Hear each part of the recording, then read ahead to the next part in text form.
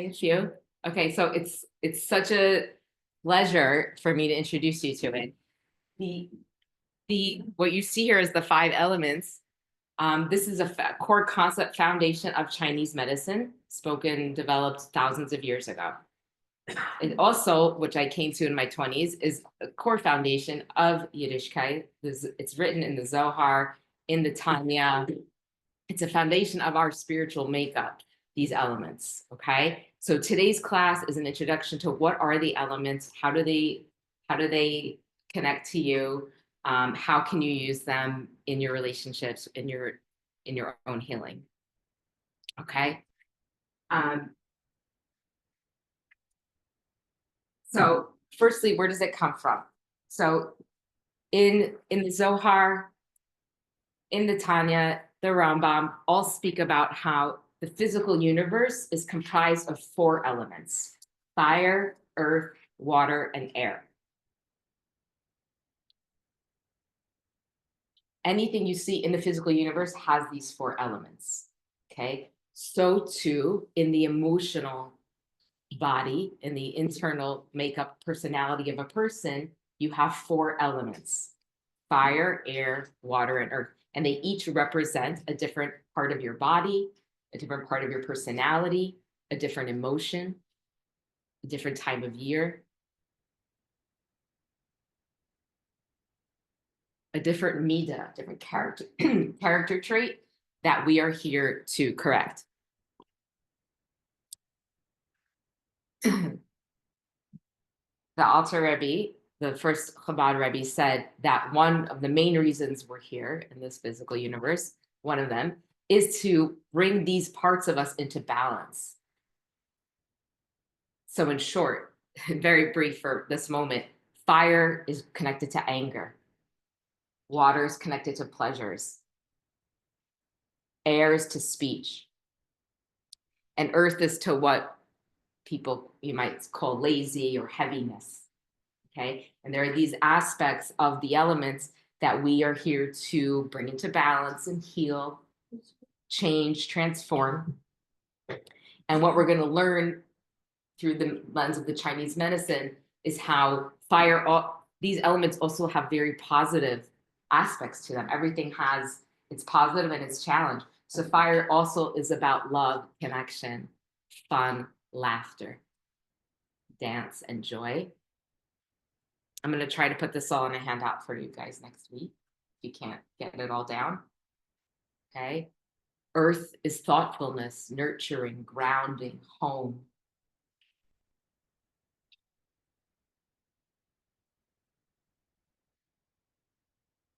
Air is speech. It's also spirituality. It's breath. It's the pace of life. It's guiding, what we sometimes call parenting, the ability to guide and influence.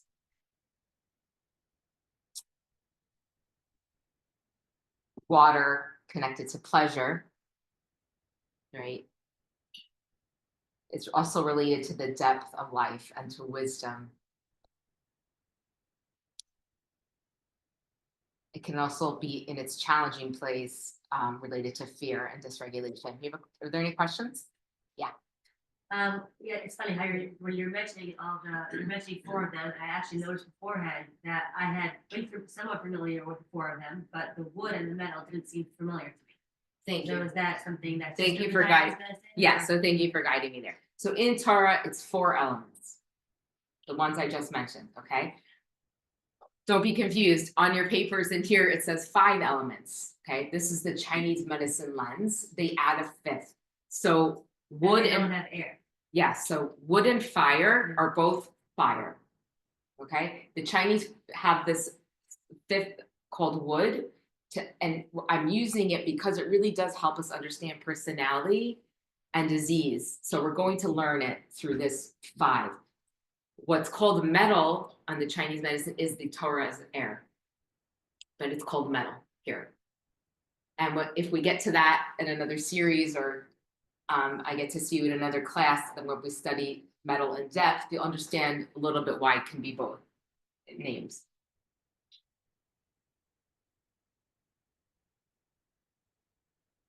So we're talking about connection, relationship. I imagine many of you, are looking to heal, repair certain connections or relationships. Interpersonally, physically, why does separation happen, disconnection, disease, symptoms? Why do our children get dysregulated? How do we have imbalances with these? It largely, not all of it, will come back to an imbalance in these elements. A lot of healing is accelerated, right? And life becomes more calm and joyful with greater connection. So to be able to connect, we have to understand the parts.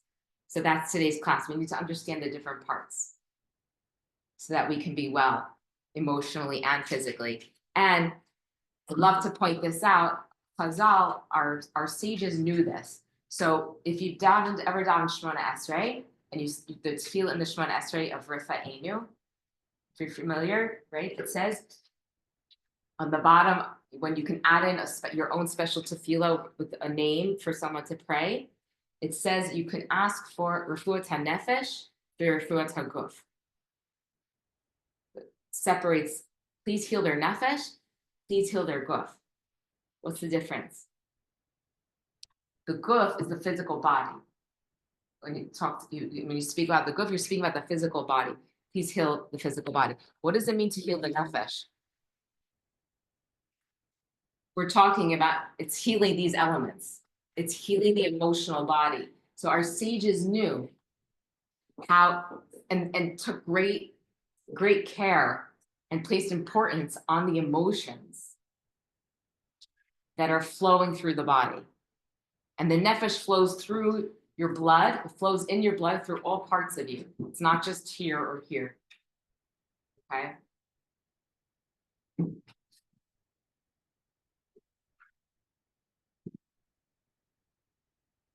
Okay, so let's get into it. Let me show you these elements for those of you who it's new to. We're going to go through it several times because there's so much to each element. This is a map also that was going to be able to guide you when you find yourself in challenge emotionally or interpersonally. You'll see what I mean. This is also hold compassion for yourself. This is a new language. If you've never heard these words, this concept before, this is a whole new language that you're about to learn, and it takes time to just takes time for it to sink in, depending on your learning capacity. Okay. As practitioners in training, it takes us years. So I'm giving you months of study in this next half hour. Okay. So if you don't understand, please stop me. So this is the cycle of life. And it's a map of how our organs work and how our emotions function. Okay. We're going to start at the bottom at the water element. So in your folders, if you got a handout, you have this in miniature, you have this board, and then you have a paper that has empty circles where you can fill in information if you want. If you don't have a handout, we'll get it to you next week, God willing. The water element represents infancy. This is the start of life.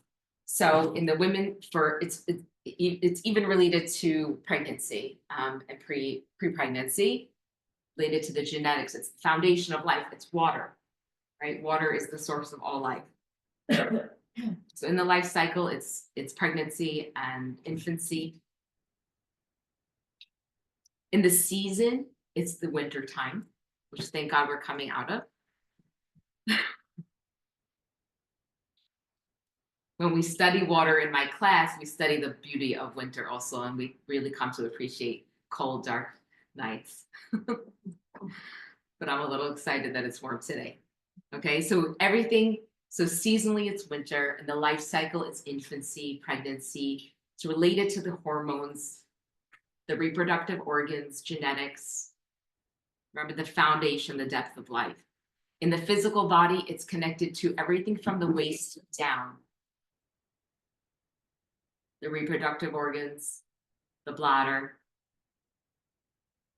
the kidneys, the legs, the knees. So in healing and health, when we're not always, but when one person could be struggling with anything in the physical body from the waist down, we're thinking about what's happening with their water element. So what's happening either hormonally that needs support, what's happening with the nervous system. Okay, the brain and the nerves is part of this. And I'm also thinking about emotionally their water, what's happening with their fear and courage. Sometimes that will cause knee pain, right? Not just a physical injury to the knee, but it could be an emotional piece behind it. So the emotion of water is? Fear.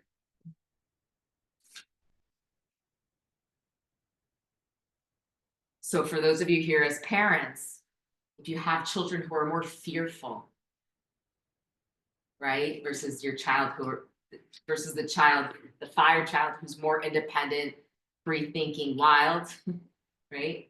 You're starting to now, there's a little differentiation. You're going to see it in temperament also. Water types are highly sensitive people because they're so connected to the source of life, to that infancy stage, to the womb. These are going to be your more highly sensitive people with more of a vulnerability to fear. These kids sometimes get diagnosed as the ADHD with inattention. They're kind of like spaced out in their own world underwater. Maybe they're a little bit slower, depending on the regulation of the nervous system. They might be super fast, like a rushing river. So whenever you're trying to understand something or someone, you could also think about it in nature. So think about water in nature. Water can be very still, a very calm, still lake. The capacity of water or a water person is that they have a capacity for stillness and calm. When I need to regulate myself, I want to bring in water energy, that's still lake.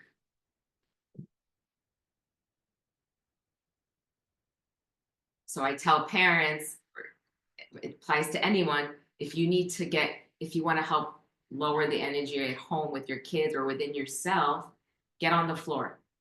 Okay, because water, when you pour water, it goes down. The energy is down, waves down. So if I want to accentuate that energy, I want to bring calm. I want to connect more into that infant baby connection. I can get on the floor with people, with my kids, with myself, and I can activate that. And people tell me it works amazing. I give the story in class of myself sometimes, to the transition from work to home life. Let's say, let's say you're working in an office or something, and it's a certain pace, it's a certain energy, and you walk into the home with young children, and I used to keep that pace, and it didn't necessarily align, right? Because my child is not my employee or a client. And so I trained myself so that I could foster deeper connection with her, to stop myself. And if I came home and she was on the floor in her room doing something, I got down on the floor too. And that's how I reconnected with her at the end of the day.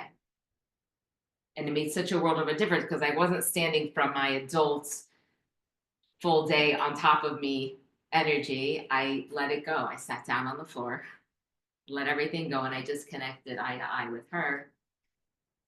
And we were in, that beautiful space, calm, energetic space.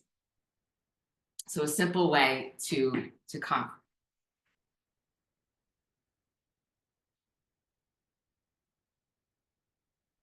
Water, we know, is compared to Torah and spirituality. We're going to see it in all the elements. But when we discuss the water element in winter, in my class, we really connect with that. And we talk a lot about Hanukkah comes at this time. And it's a happy time, but it's also a time to meditate and be with the candles, a time to practice stillness.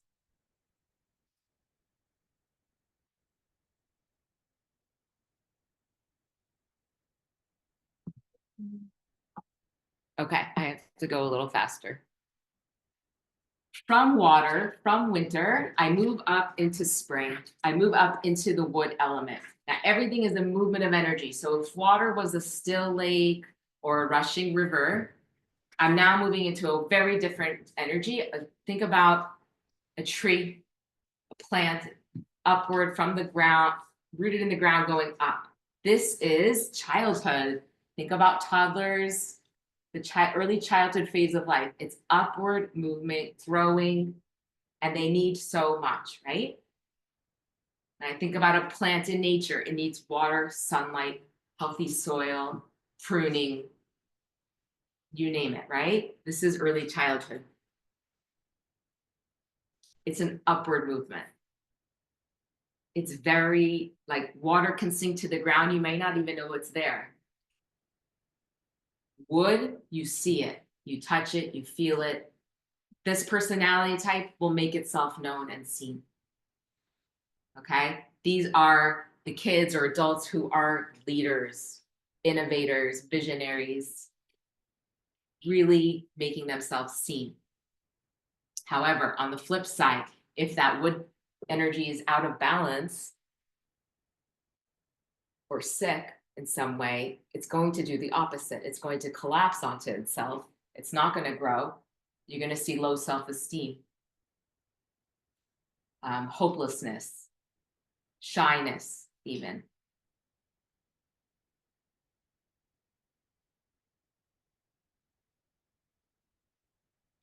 In the physical body, this is your liver and gallbladder, and also connects to the eyes, to the neck a little bit.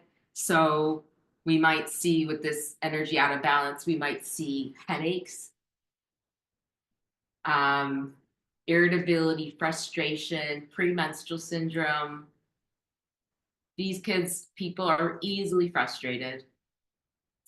Yeah, Can like we all have these good question. Yes, inside you? 'Cause yes, These relate, like the water related to yeah, one of my kids where it also relates to the water. yeah. So we all have all the elements, remember, Mhm. because we learn in the Torah, everything in the universe and in a person is made up of this. You have all of them, but you and your kids and your family, you have one or two dominant. So you have all of them because you have all of these organs. These are all parts of you. You move through all these phases in your life, but each of us in this room, maybe by the end you'll know a little more, have a dominant one or two. Yeah. So this is liver and gallbladder. So it's really connected to this concept of stress, headaches, frustration, but also the gifts of wood, which is growth, leadership.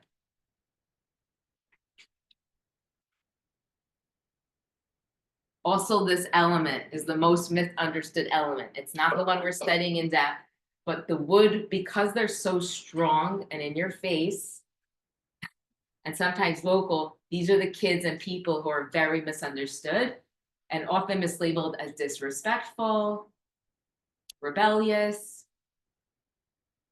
But really, they're just very, they're unique. They're not afraid to say it and show it. They're not afraid to give ideas. And the Lubavitcher Rebbe says about children, he says, and I connected to this element, kids by nature, right? This is the childhood phase of life. By nature, the word na'ar, it comes from the word hisna, like hitna'ari. It means to shake off. So these kids, this personality type, and kids in general, they shake off the status quo. They're not satisfied with perhaps the way you think life should be lived or the way you've lived your life. They want something new. They want to be unique and independent. And it's really amazing. And it can be really hard as a parent when you just want them to be okay and they keep breaking boundaries, right? Is The this winter, spring? This summer? is spring. This is spring. So the Rebbe says we have to really understand it's in the nature of a child to do this, to shake up things. but so too within us. And this is why we see so much stress. One reason we see a lot of stress and anxiety for women. So let's talk about women. Because this aspect of us was shut down, repressed, or never nurtured. And we're not blaming anyone. But if you want to understand a little bit, why does a person get depressed, have low self-esteem, suffer with migraines? One reason is because this aspect of them that should be flowering and expansive is shut down for some reason. And that causes illness and pain. Is this revolutionary thinkers? Sure.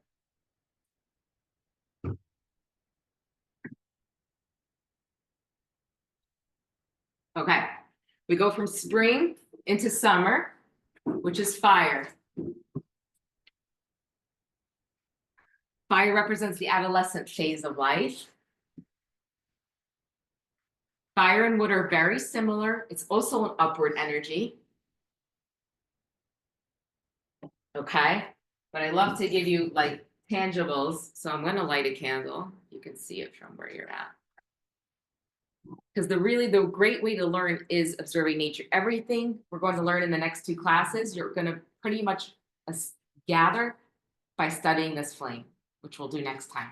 Okay, but so wood plants move up and out. So does fire. Fire goes up, but it's a little different than wood.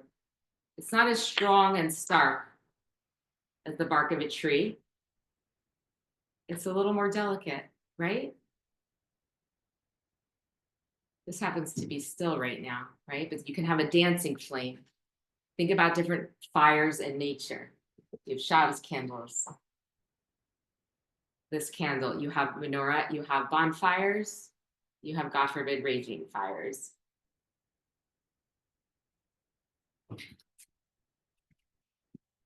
So, 2, in a fire person, you can have the soft, delicate flame.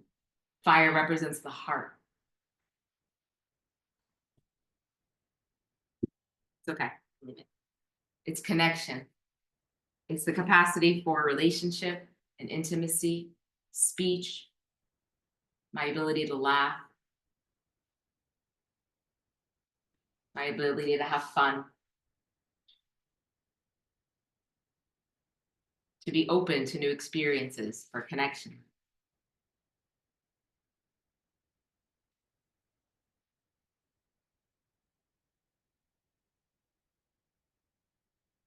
But sometimes there's challenges with that. So another fire organ is the pericardium, which wraps around the heart in your physical body and protects her. So this capacity to know what I let into my heart and out of my heart. Things, people, influences, foods, sounds, who do I let in, who do I let out? This is an aspect of the fire element. Think about teenagers and all they move through on a social level. And everything has its challenge side. So fire, think about a raging fire, out of control, okay? In Torah, this element is where we work on our anger. Miriam, can you repeat again what you said about letting in, letting out? So yeah, there's different organs to each element. So you have the heart, the physical heart in the fire element, but you also have the pericardium. The pericardium is a wrapper that's around your heart that is protective, right? But like this demo, it has holes, right? So this idea in Chinese medicine, it's called the gatekeeper. She decides who comes into the heart and what comes out. And if you think about a gate, sometimes those what do you call it? The hinges, the joints get rusty, and then it doesn't get so good at knowing how to open and close, right? And then sometimes, unfortunately, perhaps harmful influences can come in. And sometimes she's too shut and good things can't come in. So this idea of learning one's boundary is fire.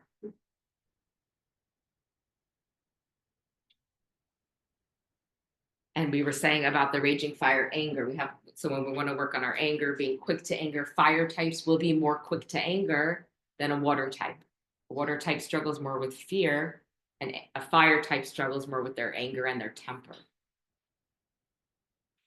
I'm so not into zodiac signs, but Yeah. do these have what to do with the zodiac signs at all? Yeah, they do. I don't look at it through that lens because Right. that is a whole other, yeah, but yes. Interesting. Yes. Yeah.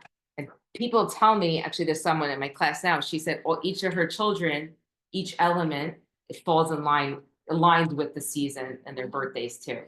I don't think that's always the case. Yeah. Yeah. Okay. Is there anything else about fire? No, because we're gonna go into it in the next 2 weeks. Okay. Oh, I'll say one more thing. It's here. Okay, obviously your heart sits here, but another fire element is also the small intestine. So we're gonna see how your gut health will impact your clarity, your ability to be still and calm and at peace. We're gonna get into that next time.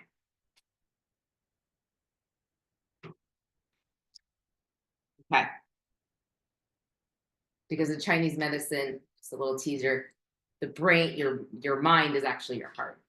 So the heart-gut relationship, the small dysfunction in the GI system will cause brain fog, which will not allow a person to have peace in their mind.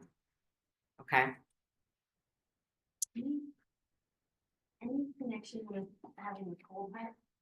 Yes, a cold heart, same thing. Something we're, yeah, the dysfunction in the heart. So cold-hearted, because the heart wants to be warm, alive, and flowing and moving. A cold heart can come. We'll see when we get to metal how that happens. But it's a heart that's shut down and malfunctioning for sure. Yeah. From fire, we move into later summer, we call it. This is like the sticky July, August time. We chose fire because I want to help you prepare for the fire months, this is like Nisan, Iyar, Sivan, which we're going to have soon. The later summer is the earth time. So earth represents maturity, maybe middle age. And it is connected in your physical body to the digestive organs of the stomach and spleen. So this is connected to nourishment, my ability to take in, my ability to receive, process, assimilate nutrients. On a mental aspect, it's the capacity to think,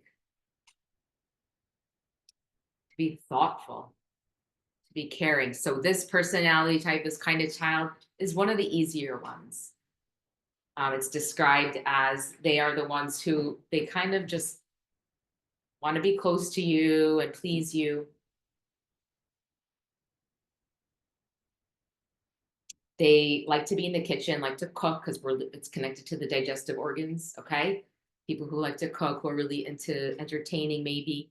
But in its challenging side, that thoughtfulness can slip into obsessiveness. Okay, because the movement of Earth is actually circular. Think about like planet Earth. This energy is going to go like this. So I can be thoughtful and think about things and contemplate, and that's a beautiful thing. But when it gets stuck out of balance, it's going to be unhealthy, and people get fixated, and where you person might see obsessiveness, OCD.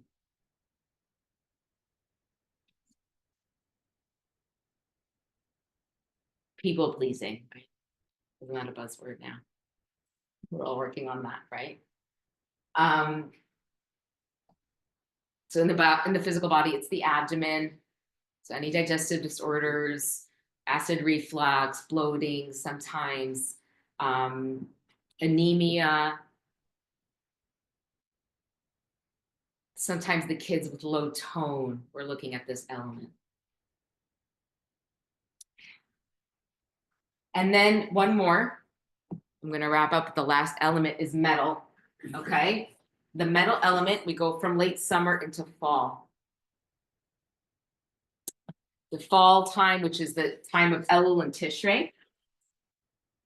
Okay, this element is, we're calling it metal, it's air and Torah.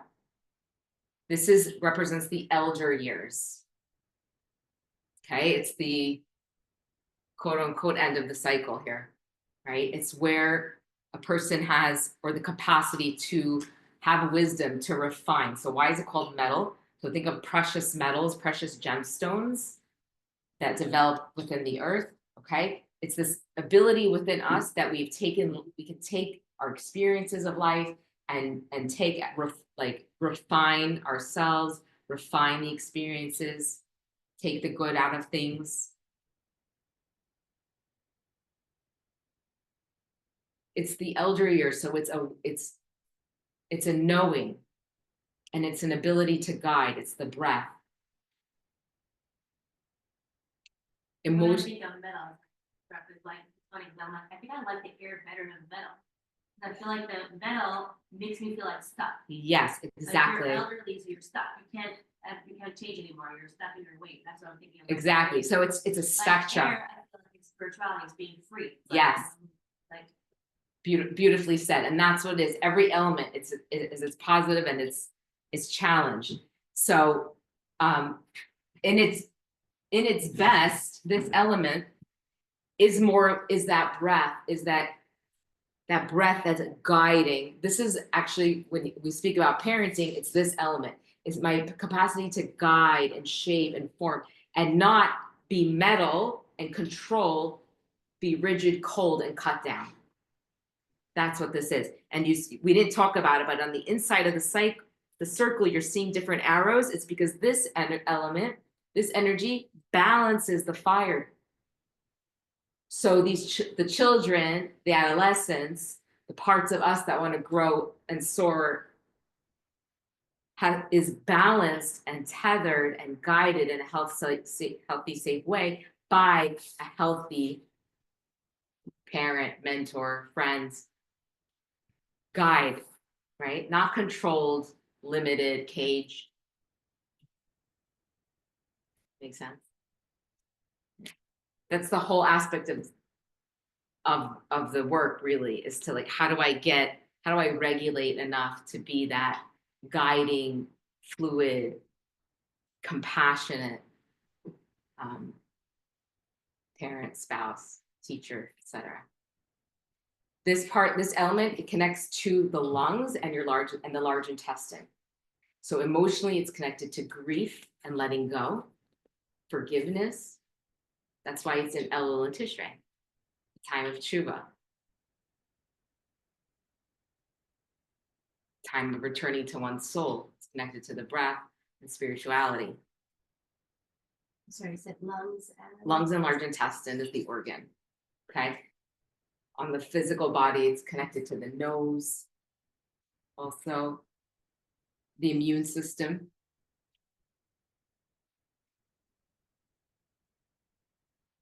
So that is the 5 elements and the cycle. You just learned a whole lot. And it could feel really overwhelming, but I think this was a good summary. And it's magnificent, really. Like, all of life is here, the seasons, life development that we've all moved through, what's happening in your physical organs, what's happening in you emotionally. And then look, there's all these relationships between all of them, which we didn't get to yet. Each one is the mother of the next one, and each one balances and supports each other. Okay, so I love this work because it's so many things about it, but I want to just take any last questions, but I hope that we've expanded our minds today a little bit and our hearts and have hopefully gained a bit of an appreciation for ourselves and each other and the differences, the really huge differences amongst us and what each person is contained as holding inside of them, right? All these elements in different degrees, different relationships, different life experiences. So I hope we'll be able to hold a lot more compassion for ourselves and our journeys and the people in our lives. And God willing, next week, we'll dive into fire, really understand the fire type. Thank you. Sure. So any questions? It's 11 o'clock, so everyone's can leave if you need to. And if any questions, I'm happy to take them. You live in this area? Yeah, We do. yeah. Happy to have you. I